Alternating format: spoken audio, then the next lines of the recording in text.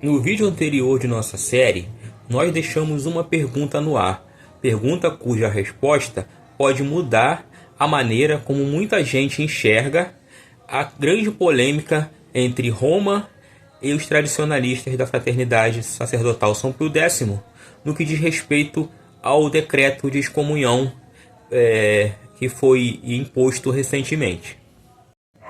E a pergunta é: será que existe alguma relação entre o Código de Direito Canônico, promulgado em 1983, e a Lumen Gentium, documento do Concílio Vaticano II? Mas e se tal relação existir? Isso será que tornaria a questão das excomunhões dos tradicionalistas um assunto muito, mas muito mais complexo daquilo do que muita gente imagina ou não? Mas é exatamente isso que nós vamos descobrir hoje. E é importante ressaltar que o material citado aqui não é fruto de interpretação pessoal, mas parte da legislação promulgada pelo legislador supremo, João Paulo II, no ato da publicação do novo Código de Direito Canônico, que entrou em vigência na Igreja no primeiro domingo do Advento do ano de 1983. Dito isso, fique com a gente até o final, porque aqui vamos mostrar para você o documento em que João Paulo II explica como deve ser direcionada as leis da Igreja a partir da promulgação desse Código Novo de 83.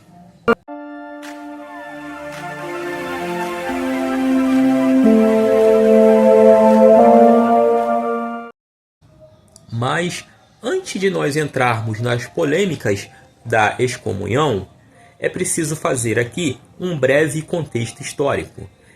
No dia 25 de janeiro do ano de 1983, o Papa João Paulo II promulgou a Constituição Apostólica de nome Sacrae Disciplina Legis, onde o Santo Padre informou à Igreja Universal a promulgação de um novo Código Canônico e também expressa ali, como legislador supremo, os desejos de como esse código deveria funcionar dentro da legislação eclesiástica.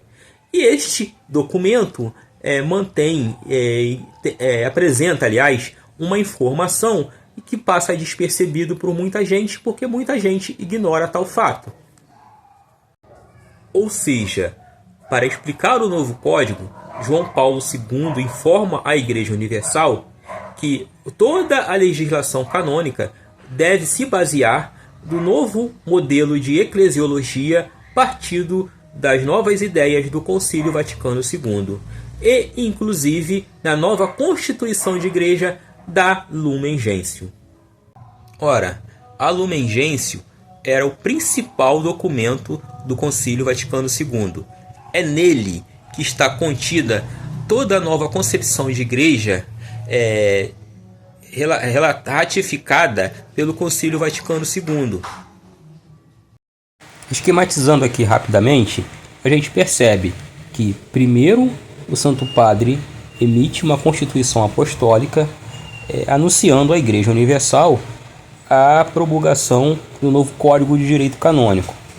Ao mesmo tempo, ele informa aos legisladores que o novo Código de Direito Canônico não é um documento isolado, mas ele vai ter a função de traduzir juridicamente toda a linguagem eclesiológica do Concílio Vaticano II. Ora, mas essa nova eclesiologia do Vaticano II substituiu o dogma que atravessou os séculos, o dogma fora da igreja não há salvação, e colocou em seu lugar uma eclesiologia, um modelo de igreja de união, onde a igreja se vê unida a indivíduos batizados que não estão, que são cristãos mas não seguem o cristianismo em sua íntegra e que também não estão unidos ao Papa em sua plenitude. E nessa união estariam inclusos os padres e os fiéis da Fraternidade Sacerdotal São Pio X, por eles preencherem todos esses requisitos já mencionados na Lumen Gentium, e que nós bem explicamos no vídeo anterior, o primeiro desta série. E como bem pontuamos no vídeo anterior, se a Igreja está unida a indivíduos que não professam a fé cristã na íntegra e nem guarda a plenitude de comunhão com os sucessores de Pedro, logo qualquer decreto de excomunhão torna-se no mínimo duvidoso ou questionável, porque haja vista que todos estão em comunhão com a Igreja, todos estão unidos à Igreja Universal graças a determinações da Lumen Gentium. Mas o Papa é o legislador supremo. Ele pode emitir decreto, mesmo que isso rasgue toda a legislação canônica, porque ele é o legislador supremo, ele pode tudo na Igreja. Não. Entendam, embora o Papa detenha o primado da jurisdição dentro da Igreja Universal, esse poder, essa jurisdição não é ilimitada, ou seja, ele não pode legislar contra o direito divino, tampouco contra a natureza da própria Igreja. Entenda-se por direito divino o direito natural, isso é, aquilo que o próprio Deus colocou no coração do homem e que o homem consegue descobrir e entender pela própria razão. E entenda-se por direito revelado aquilo que o próprio Deus revelou através das Sagradas Escrituras e da Sagrada Tradição. Mas então o que Roma faz? Ela nega sagração episcopal a candidatos que seriam bons bispos e ao mesmo tempo que faz vistas grossas a bispos que foram sagrados defendendo causas completamente anticatólicas, como a teologia da libertação marxista, o comunismo, a agenda woke, causas LGBT, inclusive o cardeal que foi nomeado como prefeito da Congregação para a Doutrina da Fé, que emitiu o tal decreto de excomunhão, ele não acredita em condenação eterna. Ele diz que todo mundo será salvo. Então, para ele, tanto faz se a pessoa for excomungada ou não, porque no final das contas todos serão salvos. Ninguém está fora da igreja pelo concílio. E o prefeito da Congregação para a Doutrina da Fé ensina que todos serão salvos, ou ele crê nisso, né? Que todos serão salvos, que a misericórdia de Deus é maior, que não existe inferno. Então, qual é a consequência dessa excomunhão? Talvez a pergunta nem seja essa, mas poderíamos perguntar aqui se Roma estaria atentando contra o direito divino ao negar sagrações episcopais a bons bispos e, ao mesmo tempo, promover a bispos pessoas que são notadamente hereges, formalmente hereges, e que não só isso, promovem causas anticatólicas e corroem a igreja por dentro.